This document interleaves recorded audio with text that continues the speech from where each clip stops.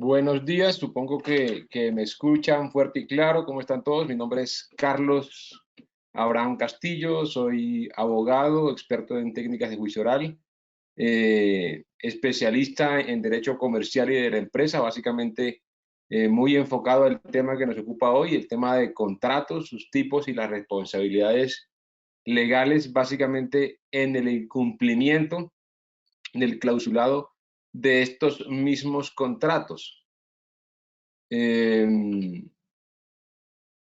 hay una presentación, efectivamente, porque es un tema inmensísimo que es imposible tratar de concentrarlo todo en una sola hoja o en una sola presentación. Es decir, los contratos civiles de antaño existen, desde que existe, por ejemplo, el derecho del comercio como profesión más antigua, el comercio que es la base de la economía mundial. Por ejemplo, no existe acto de comercio privado, público, internacional o nacional que no necesite la existencia de los contratos, sino como los conocemos hoy, no un contrato en papel firmado por las partes, sino sencillamente la aceptación entre dos o más de que harán algún tipo de negocio o se obligarán recíprocamente con el otro a cumplir unas obligaciones de hacer, unas obligaciones de no hacer, o cualquiera fuere la obligación a la que, digamos, que estas personas obligadas allí se sometan. Para nosotros, hablar de contratos civiles, tenemos obviamente que hacer la diferenciación de que existen, si existen contratos civiles, existen otros tipos de contrato. Estoy viendo volumen, supongo que sí. Le subimos todo. Sí, sí, te escuchamos. Ok, perfecto. ¿Qué sucede? Si existen los contratos civiles, es porque existen otros. Si hay una clasificación de civil, ha de haber entonces otra clasificación. Quienes estamos aquí conectados tenemos, por ejemplo, obligaciones con terceros. Por ejemplo, con nuestros empleadores, ¿cierto? O con nuestros empleados si estamos en el otro extremo, en el extremo fuerte de la cadena. Esos son contratos laborales. Esos contratos laborales y sus diferencias se dirimirán, se resolverán en el hipotético de conflictos en la jurisdicción laboral. Si yo como contratista del Estado firmo un contrato de suministros, ahora como con el tema tan famoso del PAE, de los planes de alimentación escolar, es un contrato de carácter administrativo porque una de las partes es pública, en este caso el Estado, y me obligo con el Estado a tener funciones públicas. Y soy un cuasi funcionario público, por lo tanto estoy regido por la jurisdicción administrativa, que es a la que le compete dirimir los conflictos que surjan entre el Estado y los particulares o el Estado y sus contratistas y sus funcionarios. Ahora bien, está la jurisdicción penal, por ejemplo. En el derecho penal es muy poco lo que de contrato se ve, porque es un derecho sancionatorio, es el principio de la última ratio, la herramienta última para resolver los problemas que con las demás jurisdicciones no se pueden resolver. Ahora, esa palabra jurisdicción, que me parece tan bonita, viene del latín juri dicere, o sea, de decir el derecho. ¿A quién le corresponde entonces decidir o decir el derecho dependiendo el tema o dependiendo el espacio en el que nos estamos moviendo? En este caso, entonces, le corresponde decir el derecho. De los contratos civiles a la jurisdicción civil, lógicamente. Aclarando de paso a los presentes que no existe la jurisdicción laboral. No existe la jurisdicción laboral. Perdón, escúcheme, no existe la jurisdicción comercial. No hay en Colombia jueces comerciales. ¿Por qué razón? Porque el derecho civil se encarga de conocer lo que hoy es el derecho comercial. A mi modo de ver, debería haber jueces civiles, jueces comerciales siquiera como prueba, porque es un tema específico y hoy día el derecho comercial no es hijo o no pende del derecho civil como otrora se pensó, que era una derivación del derecho civil. Yo considero que tiene una autonomía frente a su normativa. Tan es así incluso que el derecho comercial tiene su esqueleto normativo propio, que es el Código del Comercio. Para efectos contractuales en Colombia, tenemos dos regímenes o dos ordenamientos sustantivos, es decir, dos códigos, dos códices que compilan la totalidad de las normas de carácter civil respecto de los contratos y de cómo se resuelven las diferencias en esos contratos. Y es el Código de Comercio y el Código Civil frente a lo sustantivo. Pero frente al procedimiento de cómo resolver, qué vamos a hacer, cuál es el paso a paso para nosotros resolver, cómo iniciamos una demanda, cómo la redactamos, cuáles son sus partes, a quién va dirigida, cómo debe estructurarse dependiendo de la cuantía de lo que yo quiera demandar o reclamar en el incumplimiento de ese contrato, a quién va dirigida. Va dirigida a un juez de pequeñas causas, a un juez del circuito, a un juez civil municipal, va al tribunal, ¿cierto? Va a la corte. Ese procedimiento está instituido en lo que se llama el Código General del Proceso. Y el Código General del Proceso es el que determina la serie de procesos y procedimientos para desarrollar cualquier actuación ante la jurisdicción comercial o jurisdicción civil, con temas civiles y comerciales, jurisdicción agraria, por ejemplo, y algunos mínimos apuntes de jurisdicción laboral, porque entendamos que en lo laboral está el Código Sustantivo del Trabajo y el Código de Procedimiento Laboral para esos menesteres, y en el caso de lo administrativo tenemos el Código Contencioso Administrativo, ¿cierto? El que hoy se llama el CEPAC, el Código Administrativo y de lo Contencioso Administrativo. Entonces, habiendo hecho ya esa diferenciación, vamos a entrar en materia respecto de qué tipos de contratos hay. Es sencillo determinar qué es un contrato. Es fácil verlos. Los contratos están en todas partes. Cuando ustedes van a hacer mercado, hacen la fila con su carrito, entregan unos productos a la cajera o al cajero, se los registran y luego usted paga un dinero y le entregan un producto. Eso ahí se acabó de materializar un contrato de compraventa. Un contrato de compraventa que tiene básicamente dos elementos, que es el precio y la cosa. El precio es el valor monetario que usted pagó por el artículo que seleccionó de la estantería. Esa es la cosa. El precio, perdón, el precio es lo que usted pagó. Y la cosa es lo que sustrajo o tomó de la estantería y pasó por la caja registradora. Habiendo pagado el dinero, habiéndome entregado el artículo, automáticamente perfeccioné un contrato. No lo escribí en ningún lado. No está sujeto a unas cláusulas escritas. Pero ¿qué pasa? Si el producto que yo adquirí, ejemplo, un televisor, sale defectuoso, yo tengo el derecho de ir donde el vendedor o, dependiendo de los tiempos, donde el fabricante, a que me responda porque el producto salió defectuoso. ¿Cierto? La ley 1480 de 2011 es el Estatuto del Consumidor. Se desarrolla una ley completa alrededor del derecho de consumo, frente a ese tipo de contratos, por ejemplo. Entonces, ese contrato, ¿cómo es? De compraventa, por ejemplo, es un contrato bilateral. Dos. Hay dos lados, hay dos sujetos en el perfeccionamiento de ese contrato. ¿Cierto? ¿Cuáles son? Pues el comprador y el vendedor. Normalmente, usualmente, todos los contratos tienen dos extremos, que son las partes. Por eso en los elementos del contrato no se mencionan las partes, porque las partes son transversales a todo contrato. Sí, por ejemplo, aquí el precio y la cosa.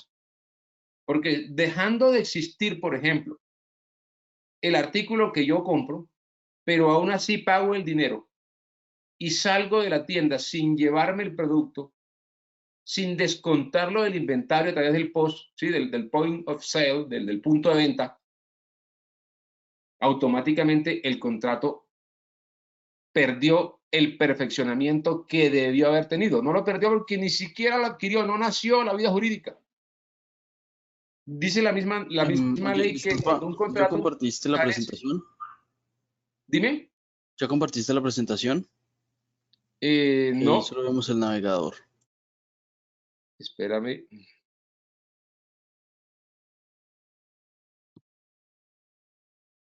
No, es que le decía a los participantes, no sé cómo, hay manera de mostrar el pantallazo inicial de la conferencia porque no existe una presentación porque es un tema pues, que manejo, que estoy en este ajetreo permanente y diario y básicamente es una explicación magistral, una cátedra magistral Listo, del tema. claro. Dale, dale, ya la dejo. Dale, gracias.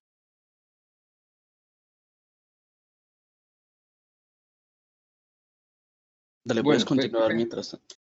dale. Entonces, qué pena, entonces hay señores asistentes, les comentaba pues que hace referencia el tema a los contratos desde la perspectiva académica de la cátedra magistral.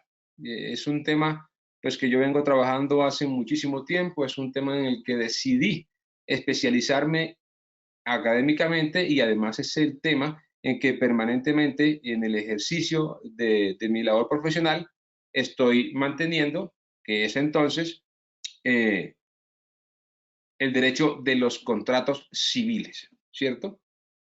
Entonces, los contratos les decía que son unilaterales o bilaterales.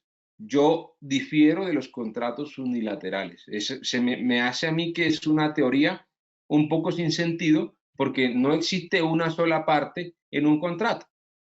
Sí existen, por ejemplo, los contratos de adhesión, donde una sola parte es la que decide cómo será el clausulado y el otro tendrá obligatoriamente, si quiere acceder al servicio o al producto que se le está ofreciendo, tendrá que acogerse a ello, pero no, eso no lo hace bilateral, eso lo hace de adhesión, donde la otra parte tiene que obligatoriamente ajustarse a lo que el otro quiera y decida.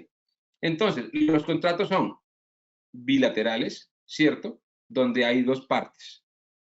O los contratos son multilaterales. Pueden haber dos o más partes en el contrato, pero seguirán siendo, a mi parecer, bilaterales porque tendrán dos extremos, no importa que uno de los extremos sea plural. Existen los contratos, por ejemplo, onerosos, ¿cierto? Un contrato oneroso deriva que debe pagarse por el producto o servicio que se adquiere. Un contrato de compraventa es un contrato oneroso. El ejemplo que les ponía del almacén. Pero si yo pagué el producto y no me lo llevé, solamente dejé el dinero y me fui. Eso no es una compraventa porque está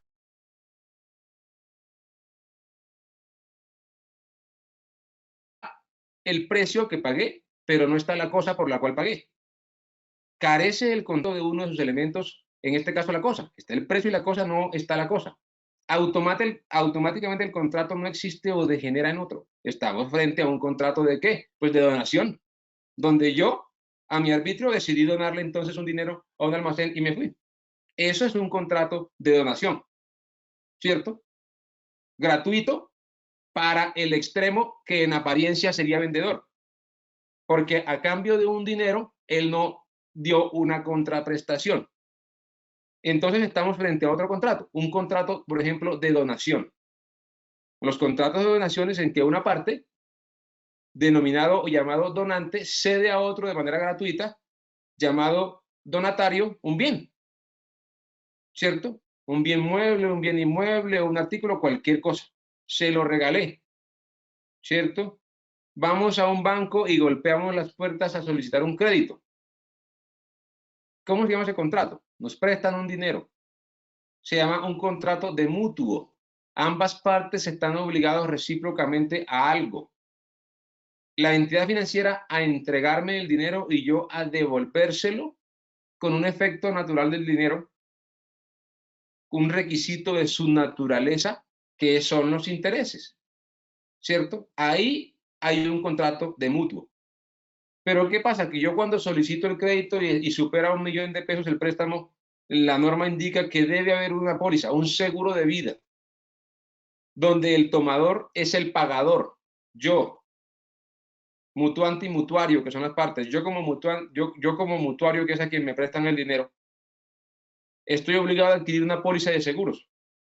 En caso de fallecimiento, accidente o lo que sea, la póliza entrará entonces a cubrir las obligaciones mías frente al préstamo de mutuo. Es decir, hay un contrato de seguros. Un contrato de seguros adentro de un contrato de mutuo, que depende de ese contrato. No existiendo el contrato de mutuo, no existe el contrato de seguros. Ay, entonces ahí sale otro tipo de contratos, que se llaman un contrato accesorio. Accesorio es todo aquello que depende de algo principal. Entonces están los contratos accesorios que dependen de los contratos principales, que sin la existencia del contrato principal dejaría de existir el contrato accesorio, ¿cierto? Hay contratos, por ejemplo, solemnes. Nosotros vamos a comprar una casa y hacemos un contrato de compraventa o hacemos una promesa de compraventa. Esa promesa de compraventa debe estar sometida a una solemnidad, a que hecho el negocio jurídico y elevado a escritura pública tiene la validez. La escritura pública es conditio sine qua non, es decir, un requisito en la adquisición de bienes inmuebles sujetos a registro. Casas, lotes, fincas, apartamentos, predios urbanos y predios rurales. Y la ley dice que si no existe la escritura pública de compraventa, la compraventa no se ha perfeccionado, es decir, es un contrato solemne, porque refiere o por ley exige la existencia de unas solemnidades. ¿Cuál es? Pues la escritura pública de compraventa, ¿cierto? ¿Quiénes han comprado una lotería? Muchos. Ahí hay otro contrato. Ustedes van a la casa de apuestas, a la casa de chance, al lotero de confianza, a un señor que está en la calle, como antes se usaba, un señor andaba con un gancho lotero y un montón de papeles colgando, bueno, lotería. Y yo le decía, deme un quinto. Y el señor rasgaba y me entregaba un boleto de lotería. Buena suerte y que se lo gane. Listo. Yo recibí el tiquete de lotería y le pagué al señor. El señor es un intermediario que está vendiendo la lotería. O sea, ahí hubo un contrato de compraventa entre él y yo. Y si el tiquete estaba roto cuando él me lo entregó, él está incumpliendo el contrato porque me está entregando un tiquete roto y yo estoy en el derecho de decirle, venga, cámbiemelo porque el producto no cumple con las condiciones de su compraventa. ¿Cierto? Ahora, yo puedo ganarme o no la lotería. Si yo me gano la lotería, la empresa de loterías está obligada a pagarme la promesa que hizo de que si coincidía en esos números, en esa suerte, en ese asunto aleatorio, me daba cierta cantidad de dinero. Ese es otro contrato. Se llama un contrato aleatorio. Estamos sujetos a la suerte o al azar, a la probabilidad matemática de que acierte o no a una serie de números o un raspegane o lo que sea, una suerte de serie de objetos o elementos que determinen que efectivamente coincidí con la promesa que me hizo el vendedor de lotería o la empresa. Ahí existe un contrato aleatorio, porque está sometido a la suerte y al azar. Entonces, en nuestra vida cotidiana existen tantos tipos de contratos. Por ejemplo, existen contratos principales. ¿Cómo entonces entendemos en nuestra vida cotidiana un contrato principal? Contrato principal es aquel que no necesita de otro contrato o de otro elemento para existir. Por ejemplo, un contrato de arrendamiento, ¿cierto? Que tiene dos partes, arrendador, arrendatario, y que tiene como elementos el pago de un canon versus el uso, la posesión mediante un contrato de arrendamiento de un inmueble. ¿Por qué podría perecer el contrato? Por incumplimiento de él mismo. Ese es el contrato principal. Pero ¿por qué podría perecer en el ejemplo del préstamo de dinero de sumas mayores a $1.000.000? ¿Por qué podría perecer el contrato de seguros? Pues porque pereció el contrato de mutuo, porque si se acaba el contrato de mutuo, desaparece la obligación, desaparece el contrato.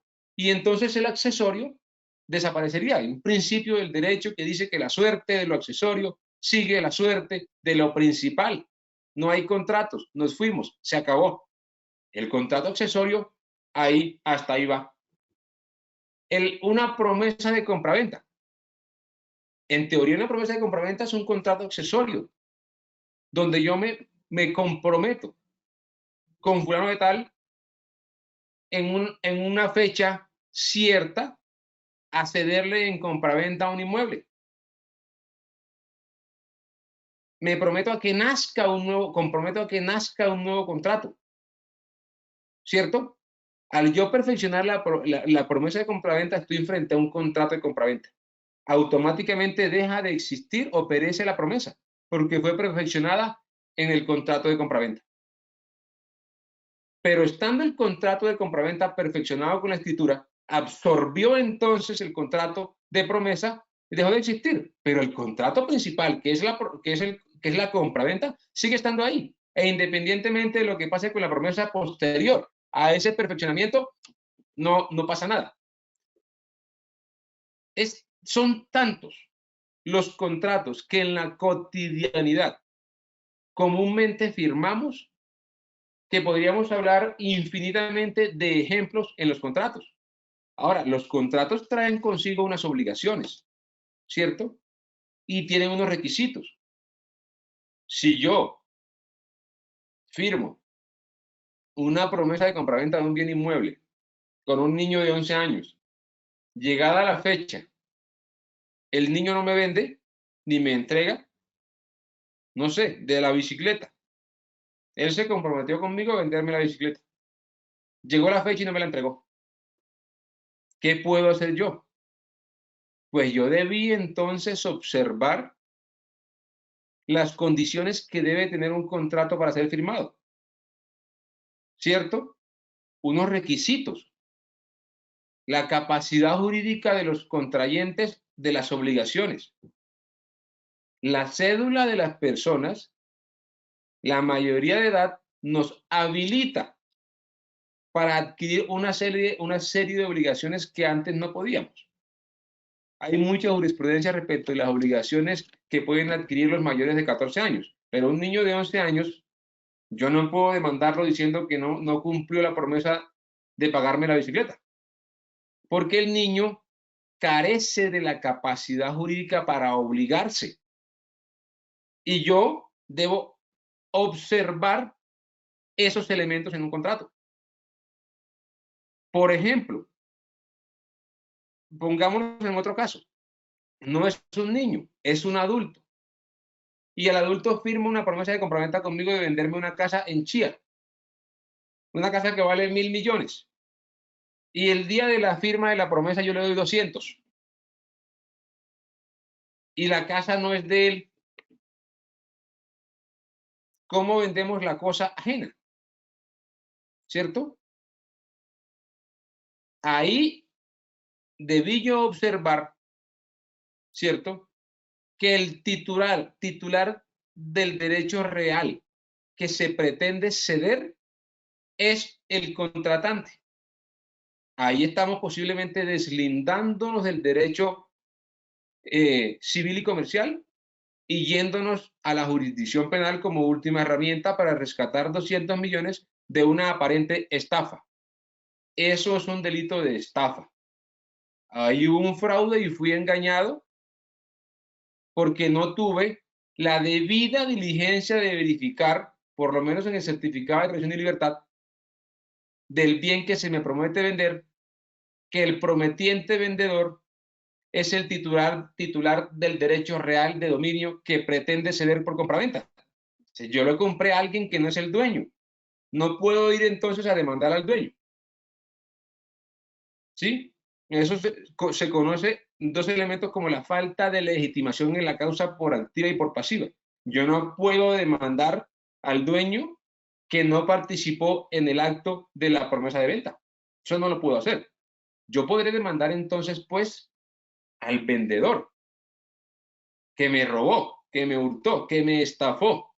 Pero entonces el juez civil, que es el que dirime las diferencias contractuales, va a decir, eso conmigo no es, porque yo no conozco de delitos. De los delitos y las penas, usted tiene que ir a lo penal, a la Fiscalía General de la Nación, a impetrar una denuncia penal por estafa contra fulano de tal.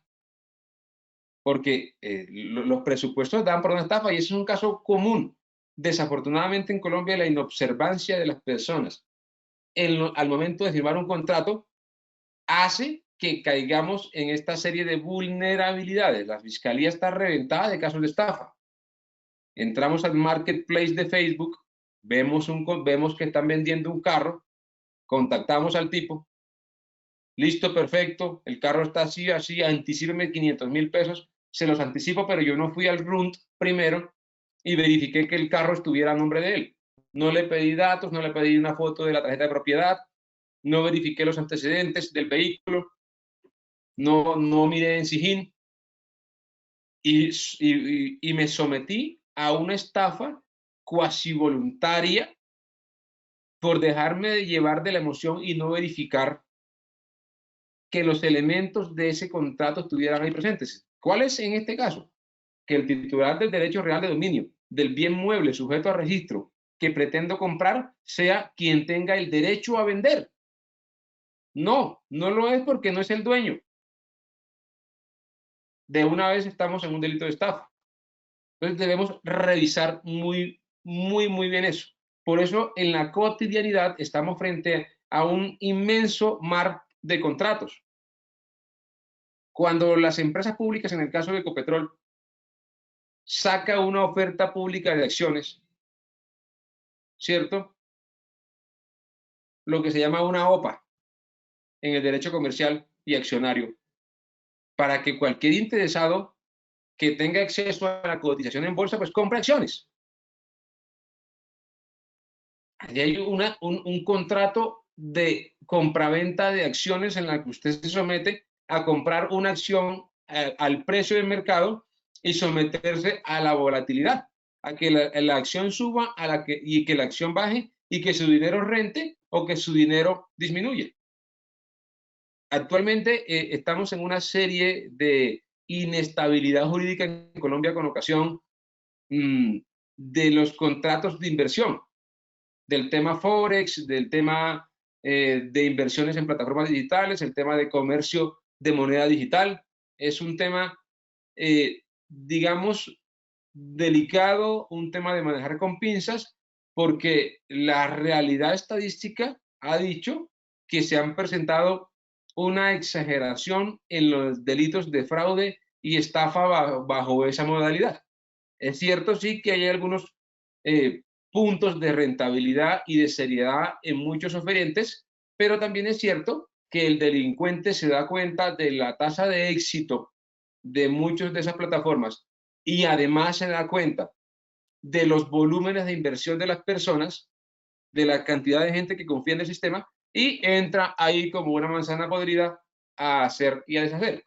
Es de mucho cuidado y ahí sí las maneras de verificar los elementos de ese contrato y la fiabilidad de la promesa que se me da es bastante compleja.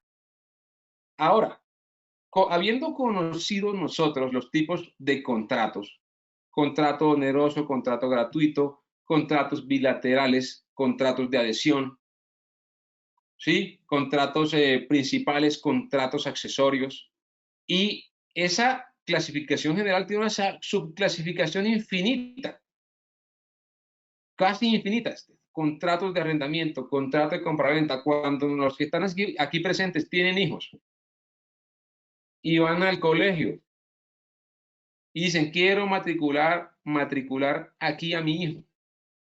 ¿Cuánto vale? Vale tanto. Listo, perfecto, firme aquí.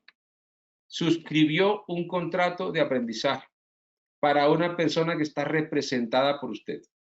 Eso es un contrato de aprendizaje con esa escuela, donde usted, ojo, no solamente suscribió un contrato de aprendizaje, sino que ese contrato, en su tipo, es un contrato de adhesión, porque usted se obliga unilateralmente a cumplir con los estatutos, con el plan de educación y con el reglamento de la escuela. ¿Cierto? Es que como yo soy entonces de X movimiento o de X religión, yo no voy a permitir que el niño use uniforme, yo no voy a... No, son unas reglas claras en ese contrato de adhesión dentro de la autonomía de las instituciones educativas y usted se obliga a cumplirlo. Entonces firmó un contrato de adhesión, ¿cierto? De tipo adhesión que en su parte nominativa es un contrato de educación. Si usted es mayor de edad, usted va a la universidad, hace las vueltas, entonces a usted en la universidad le dicen, listo, y firme acá, usted firma su contrato de educación de adhesión con la universidad. Luego, con un banco, estando matriculado, el banco dice, traiga el recibo de matrícula y le prestamos.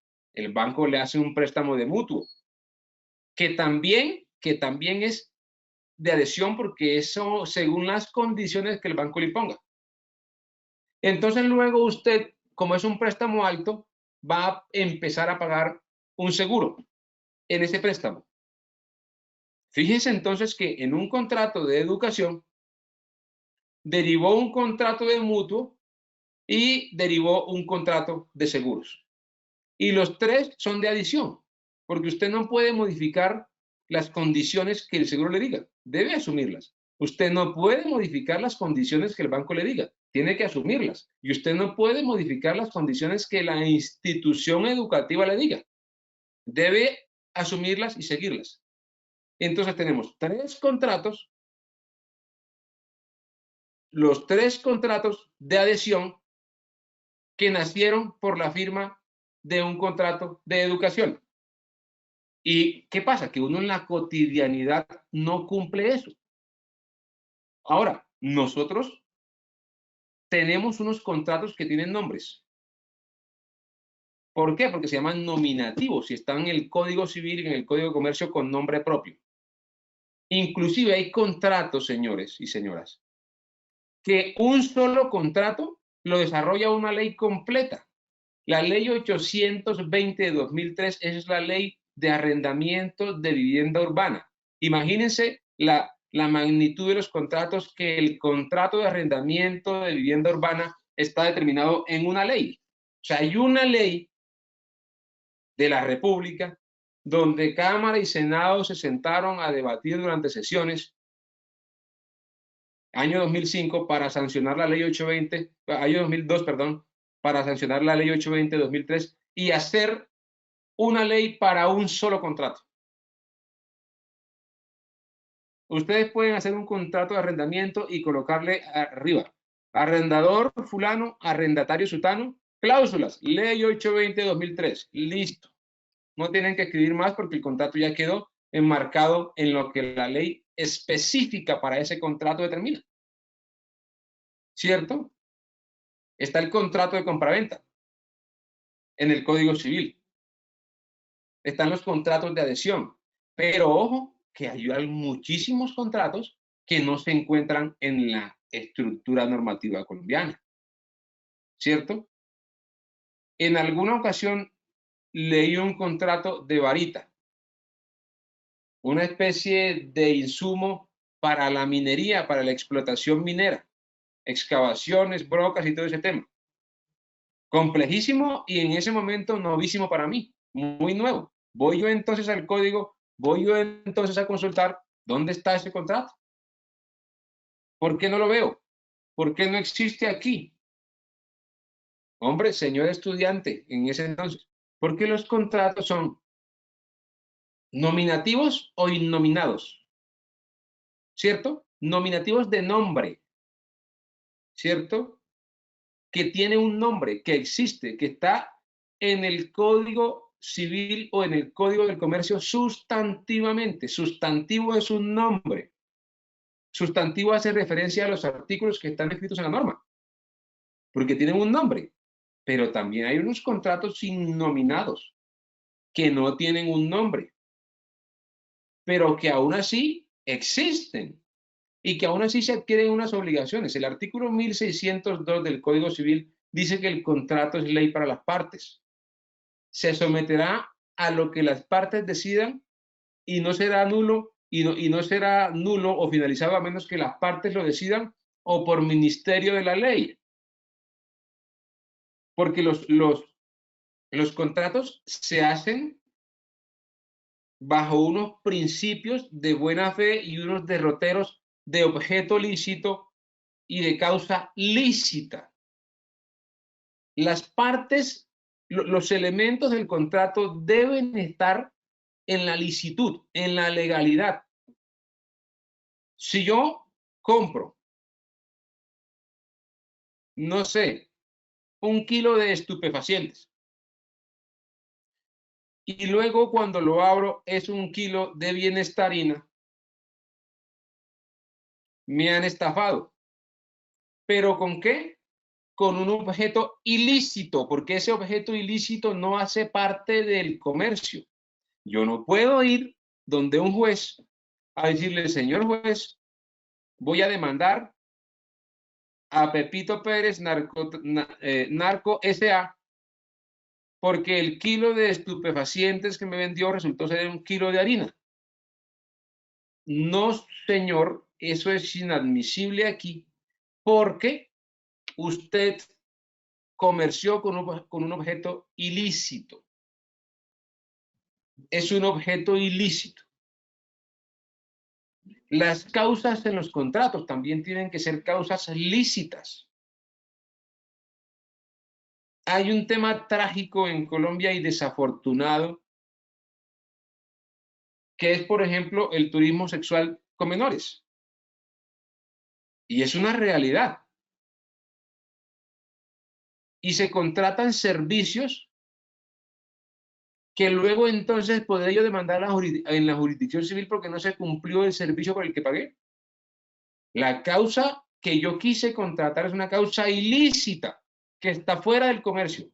Por lo tanto, la jurisdicción ordinaria no puede dirimirme los conflictos derivados de ese contrato cuyo objeto o cuya causa es ilícita.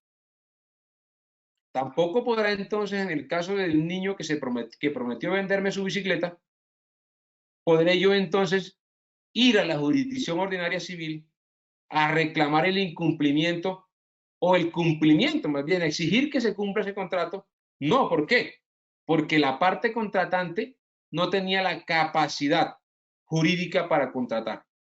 Objeto lícito, causa lícita y capacidad son los elementos principales que deben verificarse al momento de suscribir un contrato.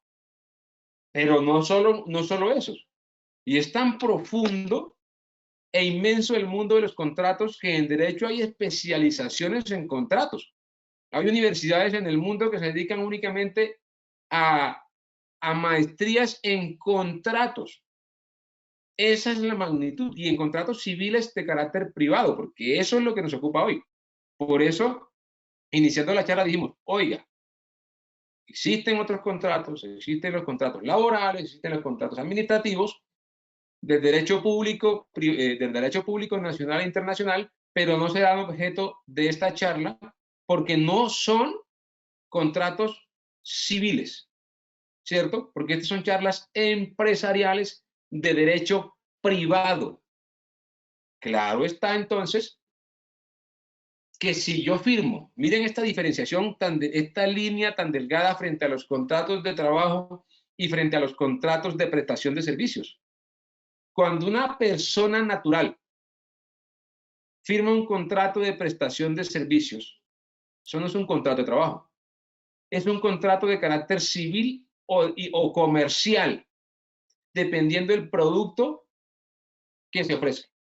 Yo, por ejemplo, en esta conferencia existe un contrato de prestación de servicios de carácter civil, sea gratuito o sea oneroso, es decir, me paguen por él o no me paguen.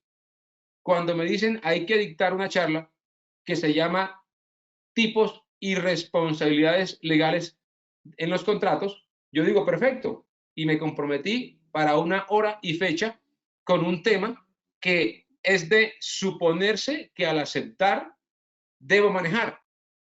Contrato de prestación de servicios, no un contrato laboral. Es decir, cualquier cosa, cualquier diferencia de un contrato de prestación de servicios de carácter civil o comercial debe dirimirse en la jurisdicción ordinaria civil, no ante un juez laboral. Y es una persona prestando un servicio en una empresa, pero que lo típico ahí sería que el juez laboral resuelva, pero no, es el juez civil quien debe resolver. Obviamente hay situaciones en las que caminando por esa línea delgada que diferencia el contrato laboral al de prestación de servicios, puede uno caer en los elementos del contrato de trabajo, que es la prestación personal de servicio, recibir un salario por eso y estar subordinados. Si esos tres elementos están presentes, aquí no hay un contrato de prestación de servicios, sino un contrato de trabajo, que fue lo que dijimos iniciando. Cuando un contrato carece de uno de sus elementos, no existe o degenera en otro. Si un contrato laboral, si un contrato, de prestación de servicios tiene los elementos de un contrato de trabajo, pues es un contrato de trabajo. Si se parece a la gallina, camina como gallina, cacarea como gallina, pues es una gallina. ¿Sí? Básicamente eso. Ahora, vamos a entrar al punto de las responsabilidades. Y aquí es donde la cosa se complica un poco. Nosotros sabemos entonces que ya en la calle, cuando vamos a la tienda y compramos el pan, ahí perfeccionamos un contrato de compraventa. Cuando pedimos un préstamo, cuando tenemos una tarjeta de crédito, cuando compramos un seguro, cuando compramos el vehículo, cuando matriculamos a nuestros hijos en el colegio, cuando nosotros nos matriculamos en las universidades, ahí nosotros adquirimos con la firma de ese contrato una obligación. Pero el otro extremo, independiente sea vendedor, sea comprador, sea educador, sea estudiante, ¿cierto? Sea tomador del seguro, sea asegurador o sea asegurado. En un contrato de fianza, por ejemplo, las partes se llaman fiador y afianzado. En un contrato cualquiera fuere, e independientemente del nombre que tengamos como parte contractual, que eso ya son más, digamos, tecnicismo, formalismo, decirle fiador y afianzado, en un contrato de aval, ya decirle avalista o avalado. Entonces, independientemente de eso, tenemos una serie de obligaciones y responsabilidades. Ojo que el contrato es ley para las partes y obliga a los contratantes recíprocamente.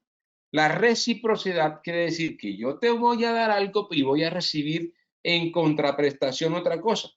Y si yo te quedo mal a ti, tú puedes iniciar unas acciones para reclamarme a mí o viceversa. Esas obligaciones, ¿dónde están? En el derecho de consumo, por ejemplo.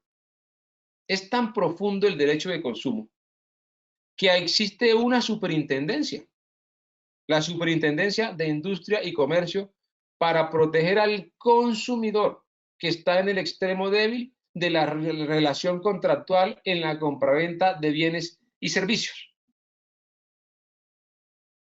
Y está enmarcada esa protección de solamente ese tipo de contratos en el derecho de consumo, está enmarcada en una ley, que es la ley 1480 de 2011, que es el Estatuto del Consumidor. Imagínense cuán profundo o cuán numerosos pueden ser los problemas y los tipos de contratos que hay en el derecho del consumo, que además de haber una superintendencia que vigila, una superintendencia que tiene facultades jurisdiccionales, es decir, tiene la capacidad de sancionar como si fuera un juez a sus vigilados, que en este caso son los comerciantes que venden productos y servicios. Y todo eso hubo la necesidad de tanto inconveniente que había. Venga, recojamos y concentremos una ley. El legislador, en su sabiduría, dice, venga, tenemos que enmarcar toda esta serie de complejidades en una norma cuyo espíritu sea la protección de los derechos de los consumidores. Hagamos un estatuto para eso. Y se hizo. Sucedió lo mismo con el ejemplo que les contaba de los contratos de arrendamiento. Pero ¿qué pasa entonces si yo, como arrendatario, no pago el canon? Es decir, el arrendamiento. Esa es una obligación, una responsabilidad. Esa responsabilidad mía de pagar el canon se llama una obligación o responsabilidad de tracto sucesivo. Significa que de manera continua e ininterrumpida, cada periodo en que se me cumpla mi arriendo, yo debo pagarle al propietario poseedor y o arrendador, una inmobiliaria o de manera directa como fuera, persona jurídica natural, pagarle el canon. Pero no lo pagué. ¿Y ahí qué hago yo si no pagué? ¿Qué hace entonces el dueño del inmueble si yo, Carlos Castillo, no pago el arriendo? ¿Qué acciones tiene en contra mía para recuperar los cánones y recuperar el inmueble? Pues tendrá que iniciar un proceso civil en mi contra de restitución de inmueble arrendado. ¿Por qué? Porque yo incumplí una obligación que en el contrato está, y es que debo pagar los cánones a una fecha cierta. Ahora, ¿qué tal si el contrato no existe por escrito? Pues no importa. El contrato existe porque el contrato está sometido a la voluntad de las partes. Lo que hace el contrato es la voluntad. Cuando yo me mudé, no hice contrato por escrito, pero me dieron las llaves y poseí el inmueble. Listo, eso es un contrato de arrendamiento. Ya tendré ante el juez que probar la existencia del contrato con unos testigos que digan que sí, que efectivamente él vive ahí. Perfecto. Una certificación de la administración donde esa persona es la que entra y sale, que es el propietario del vehículo de placas XYZ123 y que pernocta el vehículo aquí, en el conjunto. Ahí está el contrato está y las maneras de probarla son muchas. Pero entonces yo tengo la obligación de pagar, no lo hice. Es entonces donde existen unos elementos en los contratos que son las garantías, por ejemplo. Debemos, en la medida de lo posible, exigir garantías para el cumplimiento de obligaciones contractuales. En un contrato de arrendamiento, por ejemplo, yo exijo que el tomador adquiera una póliza de seguro de arrendamiento. Si usted no paga el contrato de arrendamiento, le cobro el seguro, pero eso es obligación suya pagarla. Usted es el tomador, usted es el asegurado. Entonces, de un contrato principal de arrendamiento surgió un contrato de seguro, por ejemplo. Ah, no, es que yo le arriendo, pero usted me trae un codeudor con finca raíz, un deudor solidario.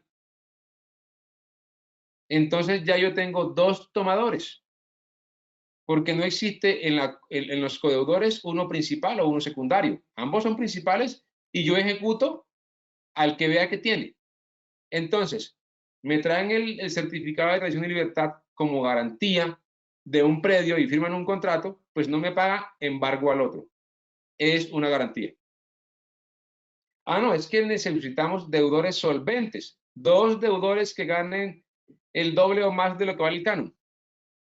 Si tengo dos deudores solventes, ya yo puedo demandar al tomador del arriendo, es decir, al arrendatario, y a sus dos codeudores. Alguien tendrá que pagarme y alguien tendrá algo en la cuenta para yo embargar.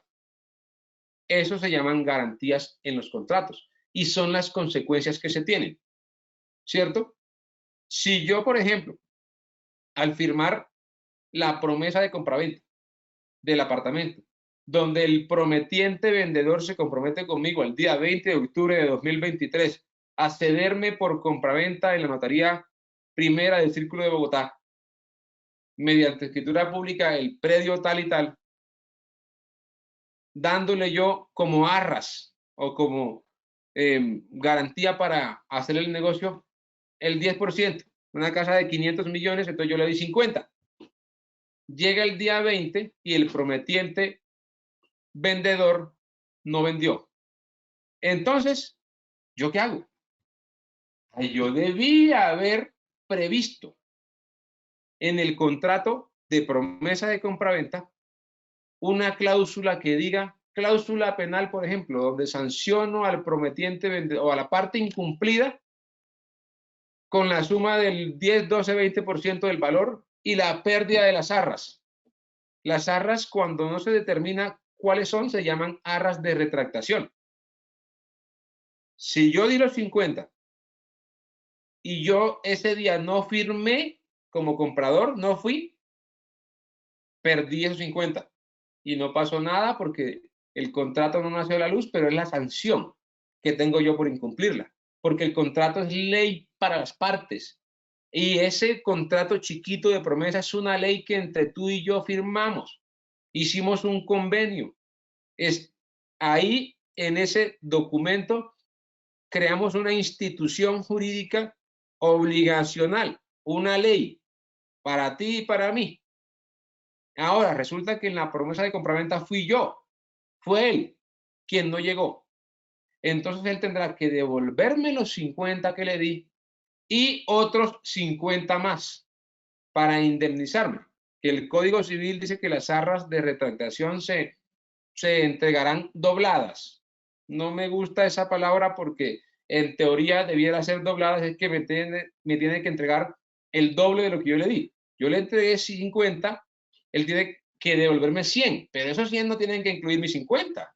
Entonces el término dobladas no coincide. No me parece el más argumentativo o estético o el más significativo frente a lo que debiera ser, pero es lo que en ese momento el legislador dejó ahí y tocó entonces someterlo a la interpretación y de paso determinar que sí, que doblada significa lo mío más la sanción. ¿Ok? ¿Qué otras sanciones tenemos? Por ejemplo, las responsabilidades se delegan. Yo puedo delegar mi responsabilidad. ¿Por qué razón? Porque yo tengo una demanda por daños y perjuicios, porque en mi vehículo tumbé el muro de una casa. Yo tengo una obligación, ¿cierto? ¿Hay una obligación de qué? ¿Contractual? No, porque también hay obligaciones que no están en contratos. Se llama responsabilidad civil extracontractual.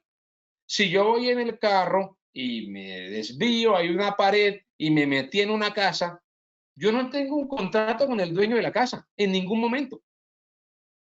Pero el ejercicio de una actividad genera un riesgo y ese riesgo tendré que asumirlo yo si ocasiono un daño. Entonces yo me aseguro, ¿cierto? Es decir, yo traslado la responsabilidad frente a la ocurrencia o no de un siniestro.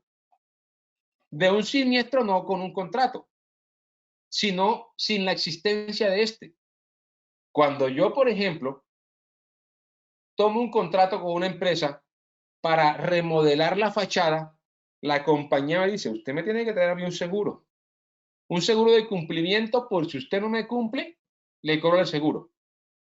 Y un seguro de responsabilidad civil contractual por cualquier cosa o daño que hagan con ocasión de la prestación de servicio, usted o sus colaboradores, alguien me responde. Pero también tendrá que traerme una póliza de responsabilidad civil extracontractual, porque el contrato es conmigo, de mi fachada. Pero si el andamio se cae y le daña la fachada al vecino, hombre, el vecino no tiene nada que ver, pero alguien tiene que responderle. Como no existe un contrato entre mi persona contratista y el vecino, pues debo responderle yo que ocasioné el daño. Pero como no hay un contrato, estoy frente a una responsabilidad civil extracontractual. Entonces, se traslada el riesgo. Por eso existen esas pólizas de responsabilidad civil extracontractual que uno coloquialmente llama el todo riesgo. Cuando yo voy a reclamar, por ejemplo, a una persona porque no me pagó y le voy a embargar la casa, el juzgado me dice, usted tiene que comprar un seguro, debe adquirir un seguro, porque si usted con ese embargo ocasiona un perjuicio económico a esa persona y resulta ser el perdedor en esta situación, alguien tiene que pagarle a él. Y si usted lo está demandando porque él le afectó su patrimonio económico y usted no tiene cómo, y vas a recuperar una plata, y lo que hace es que la situación postrera será peor que la primera, es decir, además de no recuperar, la ocasionó un daño a un tercero o le ocasionó un daño a quien usted intentó demandar y no ganó, la póliza entrará a responder. Entonces, en el mundo de los contratos, en el mundo de las responsabilidades legales son muchísimas. Por ejemplo, los padres responden por los hechos de los hijos que están en su vigilancia. Si el niño está en el parque con ustedes y con un balón le rompe la ventana al vecino, ahí hay una responsabilidad extracontractual. ¿Pero quién responde? ¿El niño? No. ¿Por qué? Porque dijimos que el niño no tiene capacidad. ¿Quién responde? El encargado del niño, el papá. No hay culpa, no hubo mala intención, pero se ocasionó el daño y alguien tiene que repararlo e indemnizarlo, en este caso, el adulto responsable encargado de la tutoría o de la custodia de ese menor. Hay que reponerle el vidrio al vecino. Ahí hay una responsabilidad civil extracontractual, ¿cierto?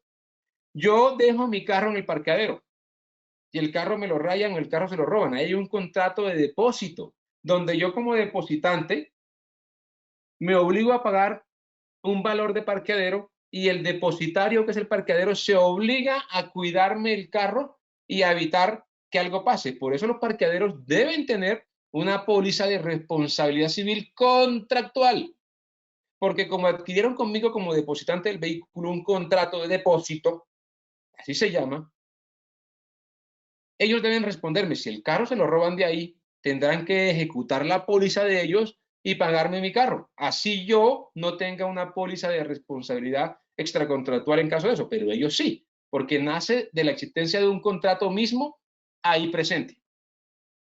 Entonces, los contratos son universales, muchísimos, muchísimos.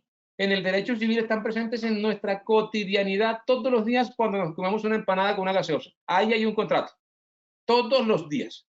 Cuando nos subimos a un carro, contrato de transporte. Ahora con el tema de las aplicaciones se dan cuenta que ustedes piden un vehículo por una aplicación y les llega automáticamente un supuesto contrato de transporte.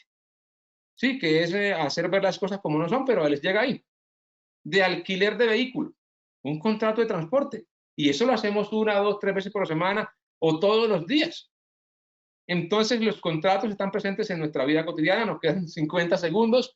Entonces, para finalizar, les agradezco muchísimo el espacio, les agradezco muchísimo la atención a la Fundación Unipymes y Latinpyme como Centro de Desarrollo Empresarial y a todos los patrocinadores, que son muchos, Mi Planilla, Banco Occidente, Comeva ETV, Arus, Envía, Protección, Aportes en Línea, ACH, agradecidos con todos y con ustedes, los participantes, por darme la oportunidad de escucharme en este tema tan importante, tan relevante, tan cotidiano y tan imposible de excluir de nuestras vidas, como son los contratos civiles, sus tipos y responsabilidades legales. Muchísimas gracias a todos por su participación.